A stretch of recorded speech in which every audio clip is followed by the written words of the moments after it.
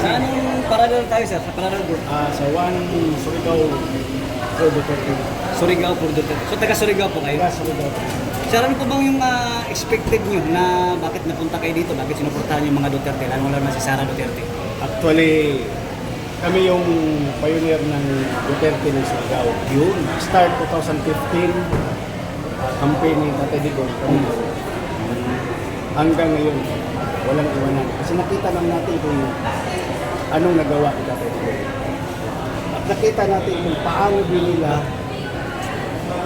sinira yung nagawa ni Tatay Digong. Diba? Paano nila pinakulog si Tatay Digong hindi sa Pilipinas. Diba? Mas lalo kaming taga Surigao dahil pinaglaban natin para sa bayan. Hindi lang para sa sarili natin, kundi para sa mga anak natin, mga anak natin. Anong susundin nila po? Itong namumuno ngayon kung tuloy-tuloy yan. Useless lang yung pinaghirapan natin. Kasi wala rin, sila rin ang kinabang. Yung mga anak natin kawawa. Di ba? Kaya paglaban natin. Si Vice President Sara, yun ang dapat. Sinakita natin kung ano ang nagawa ng mga Duterte. Sir, so naniniwala ka, sir, na ang ginagawa nila ngayon sa mga Duterte, especially kay Tatay Digong, pinadala sa lahig, pinakidnap, politically motivated? Yes. Political talaga yan. Walang utang na loob ng mga hayop na Marcos. Yung mami niya, hindi pinakulong ni Tatay Digong. Dapat pakulong si Tatay Digong na hinarang kasi sa edad. Diba? Yung ama niya, pinalibing sa Libingan ng bayani. ng bayani. Nanalo siya dahil sa Duterte.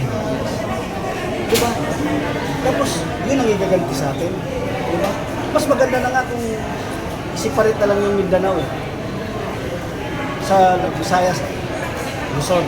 Para makita natin kung sino yung Talagang may development. progressive. Improve, diba? Progressive. Kasi yung dati, yung sila pa, halos walang project ng Mindanao sa kanila lahat. So, kawawa yung Mindanao. Kaya kawawa. Kulay lang tayo sa budget. Wala. Ngayon, si Tatay Digong na, walang pili-pili, patas. Tapos nauna pa nga sila eh. Diba? Bell. Diba? Oh, Pasig. Sa ilang presidente na, walang nagawa. Diba? Oh. Tapos isyuhan nila. Ang hirap. Ang Pilipinas hindi naman, walang kunti lang ang ano natin dito eh, project eh. Nandun sa kanila eh. Tapos ngayon, ano ginawa nila kay isa, nang dahil lang sa 125 million. Kaya sa billion-billion nilang malitaw na nila. Flood control. Flood control. Di ba? Ang mga tao, gustong sumigaw. Walang magawa. Kasi pag-initan agad. Dahil ngayon, yung sinasabi nilang, yung mga representative natin, yung pirma, yung Guzman, hindi naman sila tatanong sa mga tao, sarili lang nila. Eh, galit na galit yung mga tao. Mas maganda nga sa'yo ngayon, magbutuhan ulit eh. Kung sinong gustong i-impeach. Marcos ba o Duterte? Sir, may nagreklamo ngayon sa United Nations na isang international non-government organization na dapat daw, dumulog sila eh, dapat daw investigasyonan daw to, dapat may investigahan daw itong ginawang political warfare at saka impeachment bribery ni Bongbong Marcos. Sa tingin mo, sangayon ka doon? Sang-ayon ako doon. Dapat talaga. Dapat patas. Kasi batas natin ngayon, pag ikaw ang nasa tama, pinupuntel ka eh. Ikaw yung hinuhuli, ka eh. pinupulong. Ako, si Bato, ano ginagawa nila kay Senador Bato? Oh, si Senador Bato ba, may mga ebidensya ba? Ano bang pumamatay ng tao? Diba? So, yan. Sa walang reaksyon. Saka dati, daming adik. Yung kay Tatay Digong na, siguro 2% natira na adik. Ngayon, balik na naman tayo. Diba? Mga bata, ang daming sinasalvage, Daming nare-rape. Diba? Sir, Barilan, harap-harapan na. ito sir, pabor ba kayo sa itong niluluto nila na term extension na 3 taon kay Bongbong Marcos? Dapat nga, ngayon lang, itong taon na to, matapos na sila eh. Dapat umalis na siya, Sobra-sobra no? na talaga paghihirap sa taong bayan. So, ibig ko sabihin, dapat ngayon pa lang, ito na, wala na siya, umalis na Hindi siya. pa lang, sa araw na to. Pwede pa lang ngayong araw na to, stop na sila. O, tingnan mo sa Senate. O, first time nangyari Barilan. Nilusok, tapos sabihin, walang mga baril. Talagang saludo ako sa mga vlogger, sa mga social media. Kasi yun ang nakita talagang totoo Kasi yung mga bayaran Diba? Kaya yun ko, sobra na. Kita nila.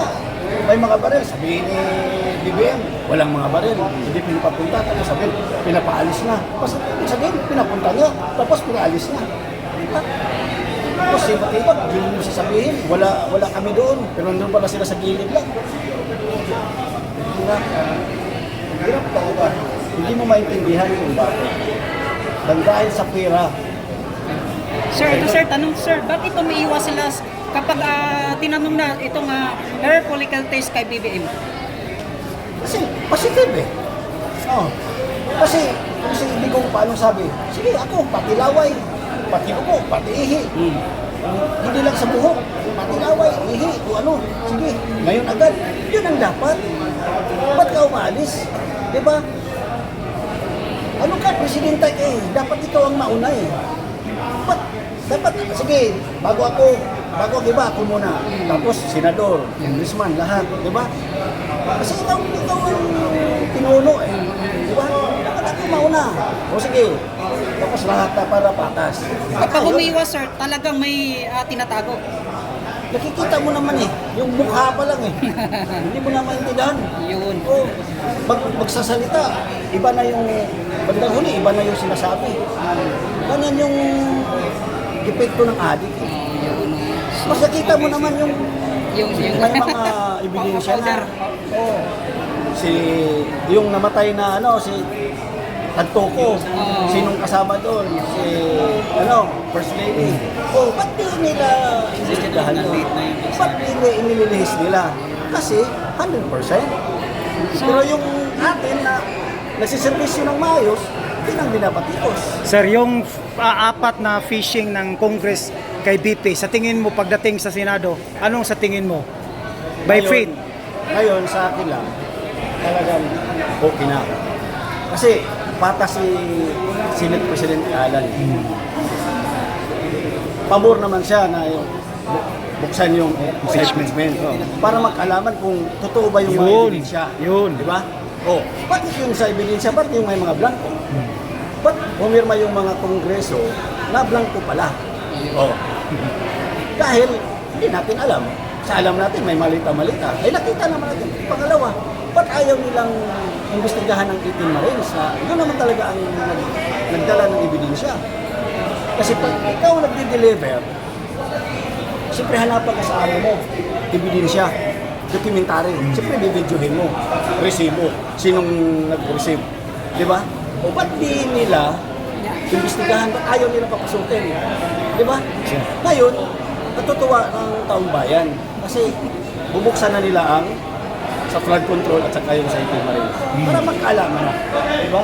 Kaya dapat magkaisa tayo.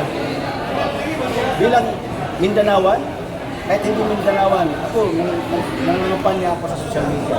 So, kung gusto nyo, maganda ang takbo ng mga anak nyo at saka apo nyo, balik natin ang Duterte. Yun lang. Salamat sir. Thank Sir, you. pangalan sir, at saka saan tayo? Anong paragal? Lowell Go, Surigao, Clover, Surigao del Norte. Paralel namin one Surigao for Duterte. Yan. Thank you sir. Yes, sir. Salamat sir. Solid, sir. Thank you, sir. Thank you po. Thank you, sige, God bless.